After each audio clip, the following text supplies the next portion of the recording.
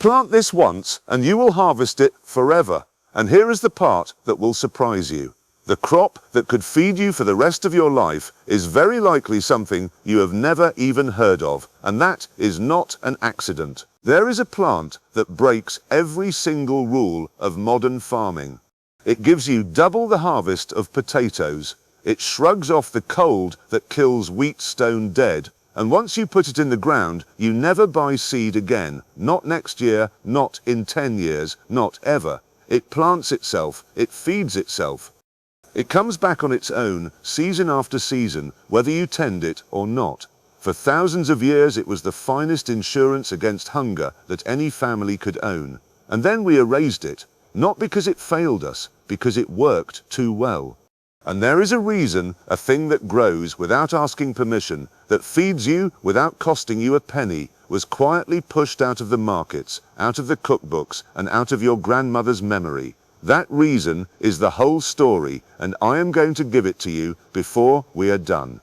My name is Malcolm Ashby, and for 50 years now I have been growing things and gathering things, and I have learned that the plants they stopped talking about are very often the ones worth knowing best. Let me say one thing, and then I will not bring it up again. Every plant, I know its look-alike, and what it is worth in dollars, I have put into one book. On page 31, there is a weed that grows in most backyards that people spray on site, and that replaces the $5 tea they have been buying for years. It is at thebackyardgoldmine.com, and the link is under this video. If you want it, it is there. That is all. Right then, let us get into it. The plant I am talking about is the sunchoke. Some of you will know it by its older, stranger name, the Jerusalem artichoke, though it has nothing to do with Jerusalem and nothing to do with artichokes, and I will come to that muddle in a moment. To a botanist, it is Helianthus tuberosus, which is a fancy way of saying it is a sunflower that keeps its treasure underground. And it is one of the very few food plants on this earth that is native to North America, born and raised in the Great Lakes and the eastern woodlands long before any ship crossed the sea. Let me take you back. The year is 1605, and a Frenchman named Samuel de Champlain steps ashore on the coast of Massachusetts. The Algonquin people there welcome him, and they set before him a knobby little root they call the sun root. He tastes it, and this man, fresh from the tables of France, writes home that it has the flavor of an artichoke, only better. He fills his ship with the tubers and carries them back across the ocean. He has no idea what he has just done, because the people who fed him that root had known it for a very, very long time. The Iroquois told a story about where it came from. They said that when the Earth Woman died, bringing her twin sons into the world, the very first sunchokes grew up out of her feet, a food born out of a mother's sacrifice given to her children so they would never go hungry. And is that not exactly what it turned out to be? Picture the plant itself. It stands 8, 9, 10 feet tall, a great green tower crowned with bright yellow sunflowers nodding in the wind. Beautiful, but the beauty is not the point. The point is down in the dark, where the roots swell into clusters of knobby tubers, and inside those tubers the plant stores its sweetness, not as starch like a potato, but as something called inulin, and I will tell you why that one difference matters more than you could guess. The tribes who grew it did something our modern farmers would find almost unthinkable. They planted it once. That was the whole of the labor, once. After that, the plant sent out runners underground, and it spread, and it came back, and it spread again, and a single patch would feed a village for generations without a soul ever planting another tuber. You did not sow it every spring. You did not buy it. You simply went and dug up your supper whenever you were hungry, and there was always more, and it saved lives again and again. In 1805, Lewis and Clark were crossing the Dakotas, and they were starving, truly starving, the kind of hunger that kills. It was Sacagawea, the young Shoshone woman, guiding them, who saved them. She found the winter caches that field mice had stored underground, little hordes of thousands of sunchokes tucked away, and she dug them out and fed the whole expedition. Mice had gathered what those famous explorers could not. You could eat them any way you liked. Raw, they are crisp and sweet, like a water chestnut snapping clean between your teeth. Boiled, they turn soft and creamy. You could dry them and grind them into a flour that kept all winter long. And best of all, you could leave them right in the ground through the hardest frost, because the cold does not spoil them. Your larder was the earth itself, and it did not need a lock. Now let me give you the numbers, because the numbers are almost hard to believe. A single sunchoke plant will give you 3 to 6 pounds of tubers, one plant, and an acre of them in a cold climate will out-yield wheat, will out-yield corn, will out-yield the potato itself, giving you 2 to 3 times the food off the same patch of ground with no fertilizer, no fussing, and next to no care. There is no crop in the modern seed catalogue that does that. So when Champlain carried it back to a starving Europe, you would think they would have fallen on it with open arms, and for a while they very nearly did. This was a hungry continent. The potato had only just arrived from the Americas, and folk were frightened of it. They believed it caused leprosy. They would not touch it. But the sunchoke spread. The French called it topinambour. The Italians called it girasol, which means turning to the sun. And there, right there, is where that daft name Jerusalem came from. English ears heard girasol and made it into Jerusalem, and the mistake stuck for 400 years. It fed peasants. It fed cattle. It reached the tables of kings. It asked for nothing, and it gave everything. And yet, and here is the turn in the road, it did not win. Why not? I will tell you honestly, because I never want to sell you a fairy tale. The tubers were small. They were knobby and awkward and irregular, all lumps and knuckles, a proper nuisance to clean and worse to harvest in any tidy way. They spoilt faster than a potato once you dug them. And that inulin I mentioned, the sweetness inside, it can give you a bit of wind until your body grows used to it. So by the middle of the 1700s, the potato had won the argument. It was bigger, it was smoother, it stored for months in a cellar. And above all, it fit the warehouses and the markets and the ledgers and the tax collectors. The sunchoke did not fit, so it was pushed down the ladder, down to food for the poor and fodder for the pigs. And over here in North America, the settlers looked at this native plant spreading wild and free, and they called it a weed. They preferred crops you had to buy again every spring, crops that could be counted and controlled and sold. Hold that thought, because it is the heart of everything. And then the world went to war, and the plant that everyone had turned their nose up at came back from the dead. In the First World War, Germany was strangled by a naval blockade. No food could get in. The winter of 1916 was so desperate they called it the turnip winter, when a great nation was reduced to living on animal turnips. But the sunchokes, you see, were already growing wild in the ground, scattered and forgotten, and they could not be blockaded and they could not be seized because no one had planted them in neat rows for the taking. They were simply there, in the dirt, for anyone who knew to dig.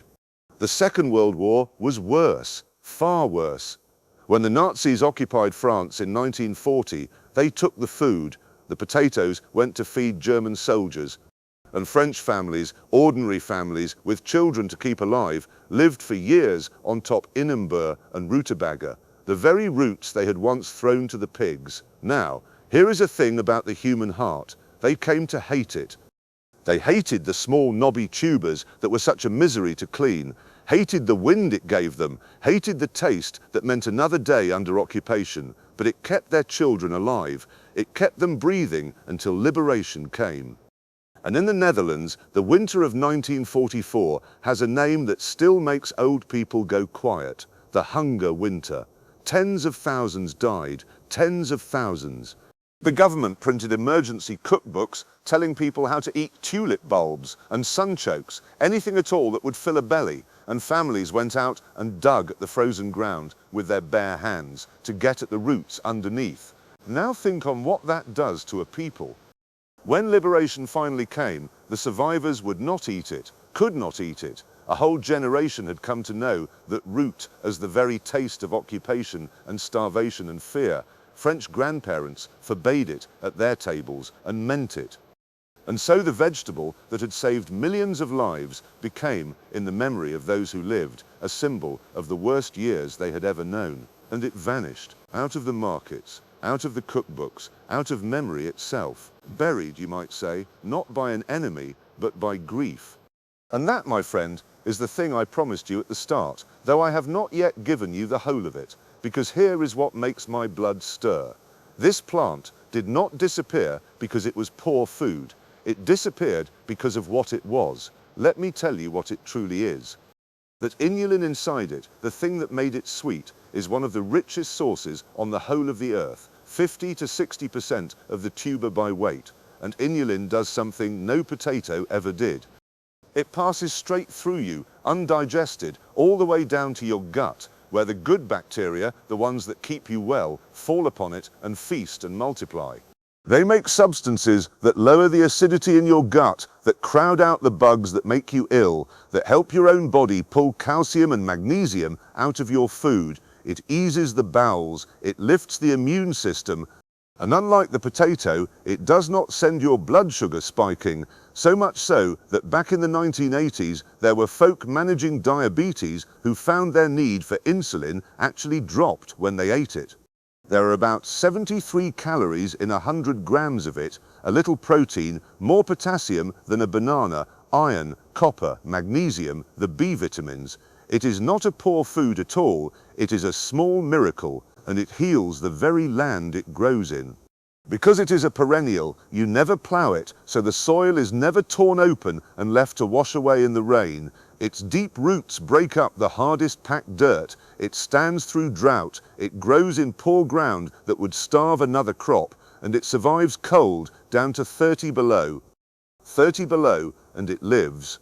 Now I will not pretend it was gone forever. In the 1960s, out in California, a clever produce seller named Frida Kaplan looked at that muddled old name, Jerusalem artichoke, and knew it was scaring shoppers off. So she gave it a new one. She called it the sunchoke. And in 1980, she trademarked that name, bagged the tubers up with recipes, and just like that, sales jumped. The chefs found it, discovered it was nutty and sweet, raw and creamy cooked, and for a while it had its little revival. But it never came home to the ordinary family garden where it belongs. And in our own time, the people who study the old self-sufficient ways of growing, the permaculture folk, have a name for this plant. They call it the Holy Grail, the one planting that harvests forever. Back in the 1980s, when a farm crisis was crushing families across the American Midwest, there was even a serious effort to grow sunchokes for food, for animal feed, and for fuel, a way for a whole community to feed itself without leaning on the great corporate supply chains. It failed in the end for want of a market and the machinery to handle it, but the idea did not die, and the idea was a simple one. Here, at last, is a crop for people who would rather not ask anyone's permission to eat. And do you want to know the real reason, the deep reason it never took its throne back? It is the same reason it was buried in the first place. Industrial farming demands one thing above all others, and that thing is control. It wants a crop that ripens all at once on a schedule, that a machine can rip from the ground in a single pass, that ships without bruising, that stores for months, that looks perfect on a shelf, and the sunchoke, bless it, refuses every one of those demands. It matures when it pleases, it spoils quickly. It is too small and too tangled in its roots for any harvester. Folk even gave it a rude nickname for the wind it causes, and I will let you imagine that one for yourself. But here is the thing they call a flaw that is really the whole secret. It spreads. You cannot stop it. Any little fragment left in the soil will sprout a new plant. In Europe, they have even branded it invasive. And is that not a curious word? Invasive. It is the word we reach for when something succeeds without asking our permission. And that, at last, is the whole of what I promised you. This was never a crop that failed. This was a crop that could not be owned. It cannot be patented. It cannot be trademarked into anyone's pocket. Not really, because it grows itself and gives itself away for free. A thing that feeds you for nothing, that spreads without a master, that no company can put a fence around and sell back to you season after season, is a thing that powerful men have no use for. and so it was let slip out of memory, not lost, let slip. There is a difference, and the difference is the point. You see the pattern, I think, if you have lived long enough. The old ways, the plants our grandparents leaned on when times were hard, the ones that gave a family a measure of independence, those are so often the very ones that got called weeds and pushed aside, not because they were no good, because they were too good and no one could charge you for them. Our grandparents knew better. They kept a patch of this by the fence and never gave it a thought, because to them it was simply there, the way the sun is there. And you can have it back. That is what I want you to hear. Most people alive today have never once tasted a sunchoke. But you plant 3 tubers this coming autumn, just 3, and by the following spring you will be digging up 30. 30 from 3, and then it never stops. The hard weather that is coming, the seasons turning strange and unsteady, the crops that feed the whole world, bread for a calm that is passing away. The sunchoke was born in chaos. It stores its food deep where the drought cannot reach. It laughs at the cold that kills the potato. It outproduces corn on 1/3 of the water. We did not lose this plant, we only forgot it, and forgetting, thank goodness, is a thing that can be undone. The knowledge is still there, sleeping in the soil, in every tuber that escaped a garden, in every quiet gardener who plants 3 and harvests 30. The abundance was never taken from us, it was only waiting, down in the dirt, free for the taking, all along. And growing it could not be simpler, which is rather the whole point. Put a few tubers in the ground in the autumn, in a corner you do not mind it taking over, because take it over it will, and give it a single good year. Then dig them as you need, right through the winter, leaving the rest down in the cold earth as your living larder. Eat them raw and crisp in a salad, roast them till they turn sweet and golden, or simmer them down into a soup as smooth as cream. And if that famous wind troubles you at the first, cook them long and slow, which gentles it, and eat a little at a time until your body has made its peace with them, for it soon will. So here is what I would love from you. Tell me 2 things down in the comments. First, had you ever so much as heard of the sunchoke before today? Yes or no? I am truly curious. And second, tell me the name of one old plant or one old way that your own parents or grandparents swore by. Something that has slipped out of fashion, because I read every one of these and I learned from you as much as you learned from me. Thank you from the bottom of my heart for giving me your time today. It means more than you know that you sat and listened to an old man talk about a root in the ground.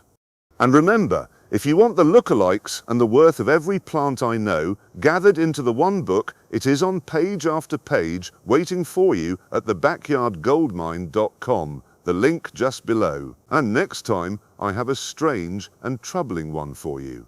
Next time, a plant whose milky sap eased terrible pain when the morphine ran out on the battlefield, a medicine sold in every chemist in the land for 100 years, until, almost overnight, it was made to vanish. Until then, keep growing, keep gathering, and I will see you again.